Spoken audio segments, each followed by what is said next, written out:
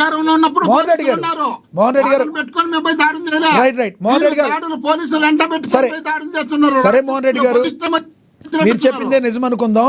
ఇంతకీ అంబటి రాంబాబు గారిని మీరు పరామర్శించారు కదా, ఆయన కుశలంగా ఉన్నారా? ఆయన ఆరోగ్య పరిస్థితి ఎలా ఉంది?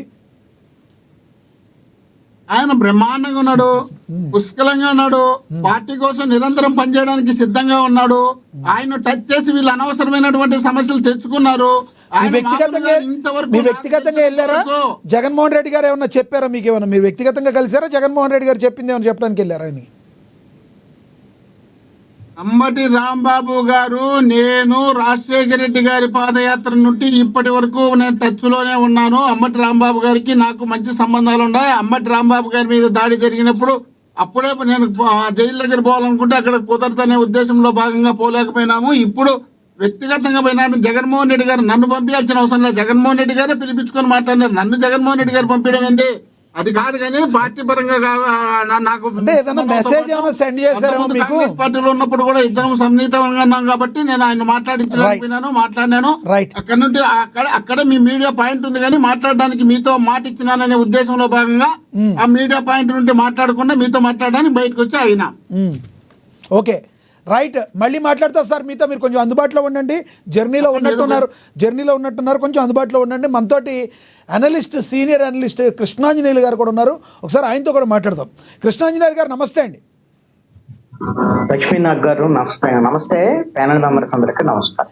కృష్ణాంజనేయులు గారు, జరుగుతున్న పరిణామాలు ఏపీలో ఏ రకంగా చూడాలి?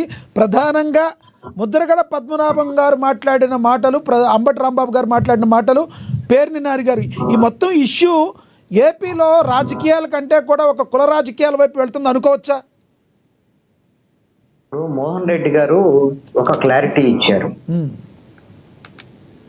ముద్రగడ్డ పద్మనాభరెడ్డి వైఎస్ఆర్ కాంగ్రెస్ పార్టీ నాయకుడు, వైఎస్ఆర్ కాంగ్రెస్ పార్టీకి సంబంధించినటువంటి మాజీ మంత్రి అంబటి రాంబాబు పరామర్శించడానికి వెళ్ళారు.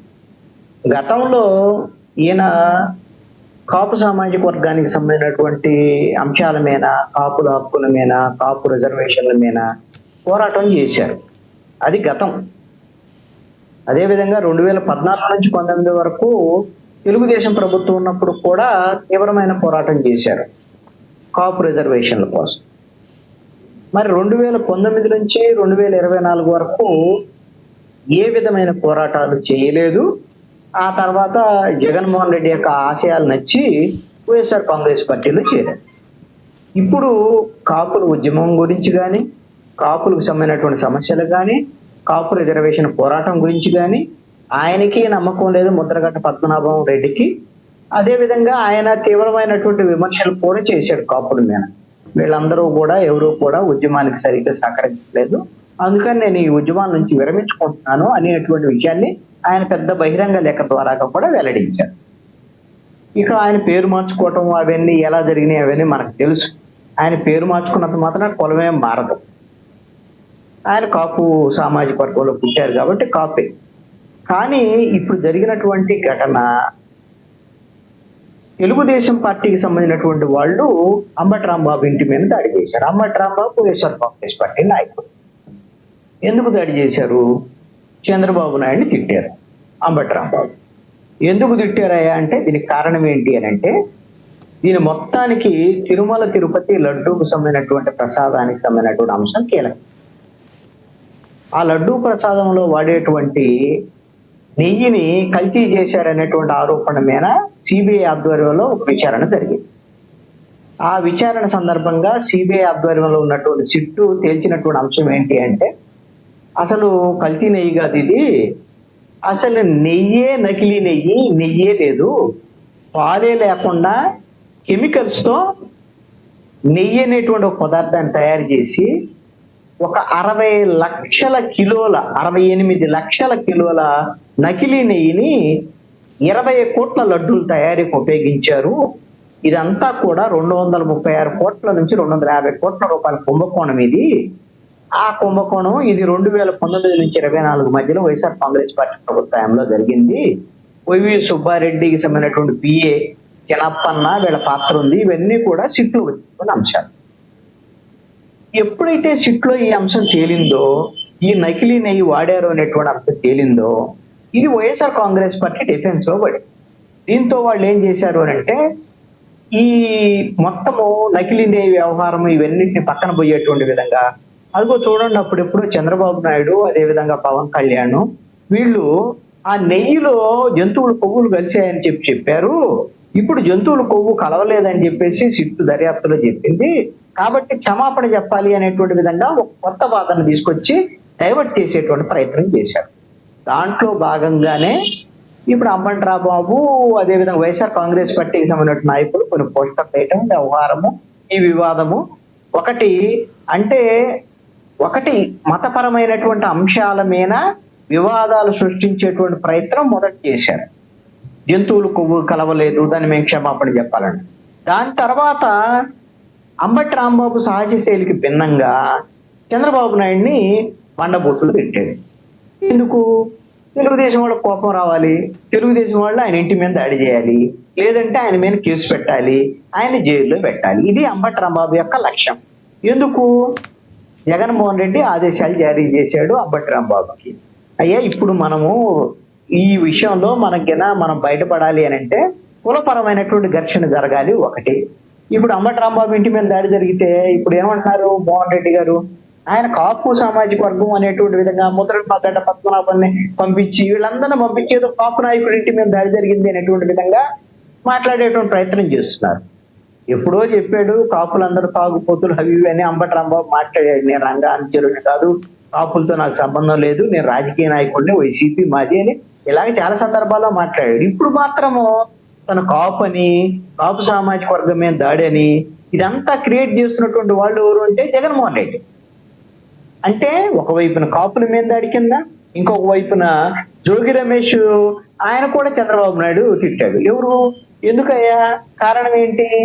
బీసీలకు సంబంధించినటువంటి అంశాల మీద బీసీ నాయకుడి ఇంటి మీద దాడి జరిగింది అనేటువంటిది చెప్పేటువంటి ప్రయత్నం. ఇదంతా కూడా కులపరమైనటువంటి దాడులు జరిగేటువంటి విధంగా, మతపరమైనటువంటి ఘర్షణలు వచ్చేటువంటి విధంగా, అదే విధంగా వైసీపీ నాయకులు ఇళ్ల మీద దాడి జరిగితే ఇదిగో చూడండి వీళ్ళు కూడా ఆ రోజున తెలుగుదేశం ఆఫీస్ మీద దాడి, చంద్రబాబు నాయుడు ఇంటి మీద దాడి ఇలా జరిగినప్పుడు వైసీపీ వాళ్ళు దాడులు చేస్తారు, అప్రజాస్వామిక వాదులందరూ మీరు ఆయన మాట్లాడారు కదా, మరి ఇప్పుడు తెలుగుదేశం వాళ్ళు కూడా దాడి చేస్తున్నారు. సార్ కృష్ణాంజనేయులు గారు, మిమ్మల్ని డిస్టర్బ్ చేశాను. ఒకటి, రాజకీయం అంటే రాజకీయంగానే చేస్తారు. ఇన్ని సంవత్సరాల అనుభవం ఉన్న టీడీపీ పార్టీ అధినాయకత్వం వాళ్ళ కార్యకర్తలను అదుపులో ఉంచుకోవడంలో ఫెయిల్ అయిందని మనం భావించవచ్చా? ఎందుకంటే రాజకీయ నాయకులు ఎప్పుడు రాజకీయమే చేస్తారు. అలాంటప్పుడు అధినాయకత్వం ఇలా చేసే అవకాశం ఉంది, మీరు సంయమనం పాటించాలని చెప్పాలి కదా, పాటించలేకపోయింది. ఎందుకంటే మోహన్ రెడ్డి గారు అదే అడిగారు. మీరు చెప్పింది 100% కరెక్ట్. ఎందుకు అని అంటే ఈ విధమైనటువంటి దాడులు ప్రజాస్వామ్యంలో మనం ఖచ్చితంగా అంగీకరించడానికి వీల్లేదు. ఆ రోజున YSR Congress party Telugu Desam party office మీద చంద్రబాబు నాయుడు ఇంటి మీద దాడిని మనమంతా తప్పు పట్టాం. ఎగ్జాక్ట్లీ. ఈ రోజున అంబటి రాంబాబు ఇంటి మీద దాడి, జోగి రమేష్ ఇంటి మీద దాడి ఖచ్చితంగా తప్పే. కానీ వ్యూహాత్మకంగా వైఎస్ఆర్ కాంగ్రెస్ పార్టీ తెలుగుదేశం పార్టీకి ఒక ట్రాప్ వేసింది. ఆ ట్రాప్ లో తెలుగుదేశం పార్టీ పడింది. ఇప్పుడు ఇద్దరు ఒకటే అనేటువంటి ఒక చర్చను బయటకు తీసుకెళ్లాలనేటువంటిది వైఎస్ఆర్ కాంగ్రెస్ పార్టీ యొక్క ప్రయత్నం. మా వైసీపీ వాళ్ళు మేము దాడి చేసినప్పుడు మీరందరూ అన్నారు కదా కృష్ణాంజనేయులు, మీరందరూ కూడా మీరు అప్రజాస్వామ్యం ఇదంతా కూడా అని మీరు ప్రజాస్వామికవాదులుగా మాట్లాడారు కదా, మరి ఇప్పుడు అంబటి రాంబాబు ఇంటి మీద దాడి జరిగితే మీరు మాట్లాడరా అంటే ఇది ఖచ్చితంగా అప్రజాస్వామికమైన చర్య అంటాం, నో డౌట్. కానీ మీరు ఒక అంశాన్ని తేడానే గమనించండి. ఇందాక మోహన్ రెడ్డి గారు చెప్తున్నాడు, ఎవరు? జోగి రమేష్ అంటే చంద్రబాబు నాయుడు ఇంటికంట ఏదో విజ్ఞప్తి చేయడానికి వెళ్ళాడు. ఏంది? జెండాకర్రలు, బలమైనటువంటి జెండాకర్రలు పెట్టుకొని 200 మందిని వేసుకొని చంద్రబాబు నాయుడు ఇంటి మీద కరకట్ట మీద నుంచి వెళ్ళి ఇవన్నీ చేస్తే అదంట విజ్ఞప్తి చేయడానికి వెళ్ళినట్టట. అదే విధంగా ఈ దాడులకు సంబంధించినటువంటి వ్యవహారంలో కానీ మిగతా విషయాల్లో కానీ గత ప్రభుత్వం వైఎస్ఆర్ కాంగ్రెస్ పార్టీ ఏం చెప్పింది? జగన్మోహన్ రెడ్డి ఏం చెప్పాడు?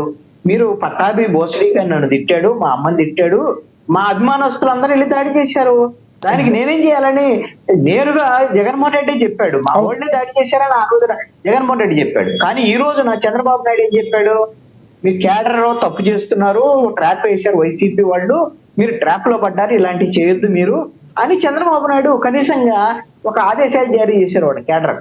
అప్పటికిప్పుడుకున్నటువంటి డిఫరెన్స్ ఇది కదా.